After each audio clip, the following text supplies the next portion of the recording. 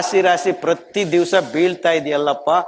ಉದ್ದು ಕೂದಲು ನಮ್ಮ ಹೆಂಗಸರು ಹೋಗಿ ಅಲ್ಲಿ ಕೂದಲು ಕೊಡಕ್ ಶುರು ಮಾಡ್ತಾರೆ, ಯಾಕಂದ್ರೆ ಮುಡಿ ಕೊಡ್ಲೇಬೇಕು. So they give full fantastic.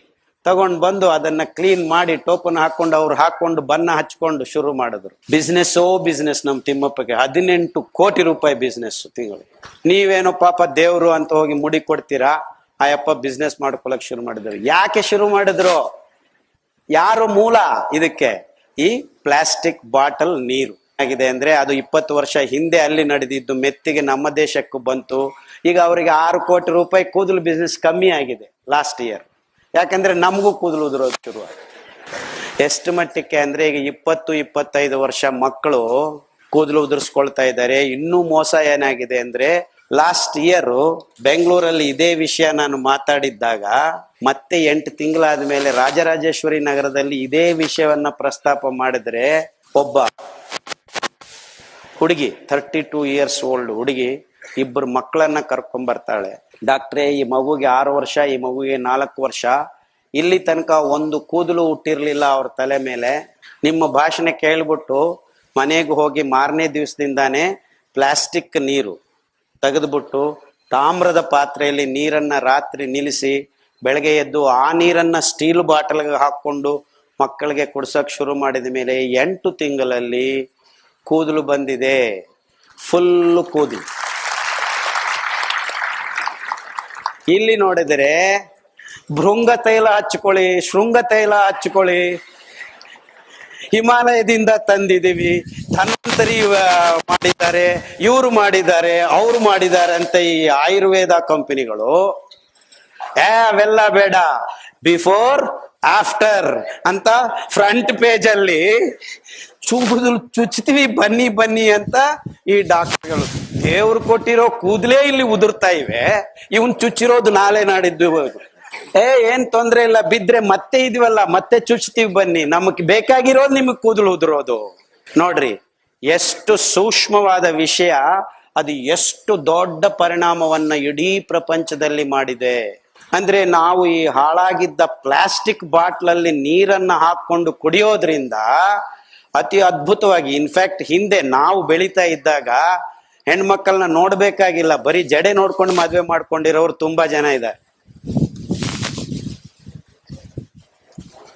ಆ ದೇಶ ಸಿರಿಯನ್ನು ನೋಡಿ ಮದುವೆ ಮಾಡ್ಕೊಳ್ಳೋದಕ್ಕೆ ಮನಸ್ಸು ಮಾಡಿರೋರು ಎಷ್ಟೊಂದು ಜನ ಇದ್ದಾರೆ. ಅಷ್ಟು ಅದ್ಭುತವಾದ ಆರೋಗ್ಯಕರವಾದ ಕೇಶ ಸಂಪದೆಯನ್ನ ನಮ್ಮ ದೇಶದಲ್ಲಿ ಹೆಣ್ಣು ಮಕ್ಕಳಿಗೆ ಎಷ್ಟಿತ್ತು. ಈಗ ಹೆಣ್ಣು ಮಕ್ಕಳು ಬಕ್ಕೆ ತಲೆ ಆಗೋಕ್ ಶುರು ಆಗಿದ್ದಾರೆ. 25 ವರ್ಷಕ್ಕೆ ಕೂದಲು ಉದುರ್ತಾ ಇದೆ, ಡಾಕ್ಟ್ರೇ ಮದುವೆ ಆಗೋದಿಲ್ಲ ಅಂತ ಬರೋ ಹೆಣ್ಮಕ್ಳು ನನ್ನ ಹತ್ರ ಹೋಗಿ ಚುಚ್ಕೊಂಡು ಮತ್ತೆ ಬಿದ್ದಿರೋರು ಬಂದಿದ್ದಾರೆ. ನನ್ನ ಹತ್ರ ಯಾವ ಔಷಧಿ ಇಲ್ಲಮ್ಮ, ನೀವು ಮಾಡಬೇಕಾಗಿದ್ದಿಷ್ಟೇ, ನಮ್ಮ ಹಿರಿಯರು ಯಾವಾಗಲೂ ನೀರು ಕುಡಿಬೇಕು ಅಂದ್ರೂ ತಾಮ್ರದ ಪಾತ್ರೆಯಲ್ಲಿ. ಇನ್ಫ್ಯಾಕ್ಟ್ ನಮ್ಮ ಸಾಧು ಸಂತರು ಎಲ್ಲಿಗೋದ್ರು ಒಂದು ಕಮಂಡಲ ಇಟ್ಕೊಂಡು ಬುಡು ಬುಡು ಬುಡು ಅಂತ ಓಡಾಡ್ತಾ ಹೋಗೋದ್ರು. ಕೋಪ ಬಂದ್ರು ಶಾಪ ಕೊಡ್ಬೇಕು ಅಂದ್ರೆ ಅದೇ ನೀರು, ಖುಷಿ ಆದ್ರೆ ವರ ಕೊಡಬೇಕು ಅಂದ್ರು ಅದೇ ನೀರು. ಆ ನೀರಿನ ಮಹತ್ವ ಏನು ಅಂದ್ರೆ, ನೀರು ಅನ್ನೋದು ಅತಿ ಅದ್ಭುತವಾದ ಧ್ರುವೀಕರಣಗೊಂಡಿರುವ ಒಂದು ಬ್ಯೂಟಿಫುಲ್ ಪೋಲಾರ್ ಮಾಲಿಕ್ಯೂಲ್ H2O ಅಂತ. ಈ ಧನಾತ್ಮಕತೆ ಮತ್ತು ಋಣಾತ್ಮಕತೆ, ಇದು ಉದಜನಕ, ಆಮ್ಲಜನಕ. ಆಮ್ಲಜನಕ ಆ ಋಣಾತ್ಮಕ ಕಣಗಳನ್ನ ತನ್ನ ಕಡೆಗೆ ಹೀರಿಕೊಳ್ಳುತ್ತೆ. ಆದ್ರಿಂದ ಇದಕ್ಕೆ ಡೆಲ್ಟಾ ನೆಗೆಟಿವ್ ಅಂತಾನು, ಇದರಲ್ಲಿ ಡೆಲ್ಟಾ ಪಾಸಿಟಿವ್. ಅಂದ್ರೆ ಆ ಧನಾತ್ಮಕತೆ ಋಣಾತ್ಮಕತೆ ಧ್ರುವೀಕರಣಗೊಂಡಿರೋದ್ರಿಂದ ಈ ನೀರಿನ ಪರಮಾಣುವು ಅತಿ ಅದ್ಭುತವಾದ ಕೆಲಸ ಮಾಡುತ್ತೆ. ಅದು ತಾನು ಹರಿಯೋ ದಾರಿಯಲ್ಲಿ ಏನು ಕಂಡ್ರೂ ಅದರ ಅಂಶವನ್ನ ತನ್ನ ಒಳಗಡೆ ಸಣ್ಣ ಪ್ರಮಾಣದಲ್ಲಿ ಸೇರಿಸ್ಕೊಳ್ಳಕ್ಕೆ ಶುರು ಮಾಡುತ್ತೆ. ಈ ಧನಾತ್ಮಕತೆ ಋಣಾತ್ಮಕತೆ ಈ ರೀತಿ ಸ್ವಲ್ಪ ದೂರ ಆಗಿರೋದ್ರಿಂದ ಈ ಪರಮಾಣುನಲ್ಲಿ ಯಾವುದೇ ಅಂಶ ನೀರಿನ ಜೊತೆಗೆ ಸೇರಿಸಿದ್ರೆ ಅದು ಹೀರ್ಕೊಳಕ್ ಶುರು ಆಗತ್ತೆ. ಅದು ಎಷ್ಟು ಸರಾಗ ಮಾಡ್ಕೊಳತ್ತೆ ಅಂದ್ರೆ, ಈ ನೀರು ಪ್ಲಾಸ್ಟಿಕ್ ಅಲ್ಲಿ ಹರಿಯೋದೆಲ್ಲ ಬಂಡೆಗಳ ಮೇಲೆ ಹರಿದ್ರೆ ಬಂಡೆಗಳೇ ಕರಗೋಗ್ತವೆ, ದೊಡ್ಡ ದೊಡ್ಡ ಬಂಡೆಗಳು ಕರಗೋಗ್ತವೆ.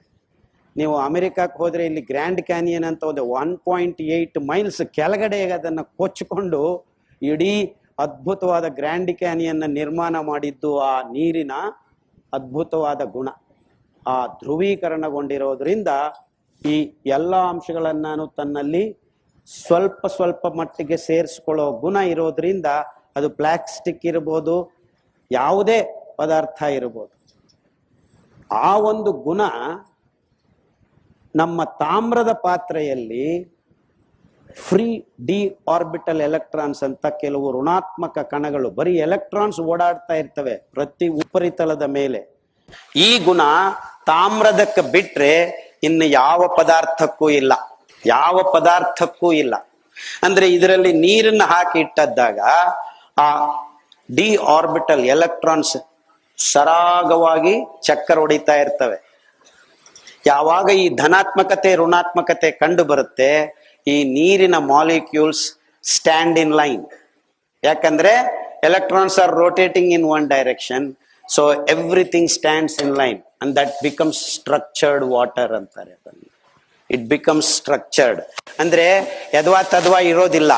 ಇದ್ರ ಕಡೆಗೆ ಮತ್ತೆ ಹೈಡ್ರೋಜನ್ನು, ಇಲ್ಲಿ ಆಕ್ಸಿಜನ್, ಮತ್ತೆ ಇಲ್ಲಿ ಹೈಡ್ರೋಜನ್, ಇಲ್ಲಿ ಆಕ್ಸಿಜನ್. ಸೊ ಉದ್ದಕ್ಕೆ ಸಾಲಾಗಿ ನೀರಿನ ಮಾಲಿಕ್ಯೂಲ್ಸ್ ಒಂದೇ ಸಮ ಆ ಪಾಸಿಟಿವ್ ನೆಗೆಟಿವ್ ಅನ್ನ ಸಾಲ್ವ್ ಮಾಡ್ಕೊಂಡು ನಿಂತಿರ್ತವೆ.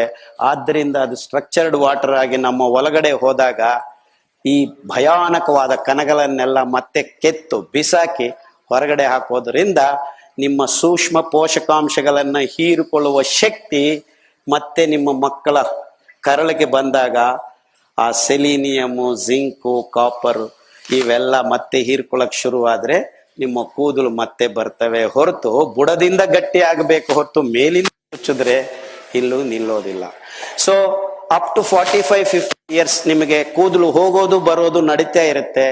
ಅಲ್ಲಿ ತನಕ in fact up to 20-25 ಇಯರ್ಸ್ಗೆ ಬೆಕ್ಕೆ Tala bald head ಬರ್ತಾ ಇದ್ರೆ ನೀವು ಈ ಸಣ್ಣ ಬದಲಾವಣೆಗಳನ್ನ ಮಾಡಿಕೊಂಡ್ರೆ ನಿಮ್ಮ ಕೂದಲು ಉದುರೋದು ಕಮ್ಮಿ ಆಗತ್ತೆ, ಬೇಗ ಬೇಗ ಬಿಳಿ ಕೂದಲು ಬರೋದೂ ಕಮ್ಮಿ ಆಗತ್ತೆ.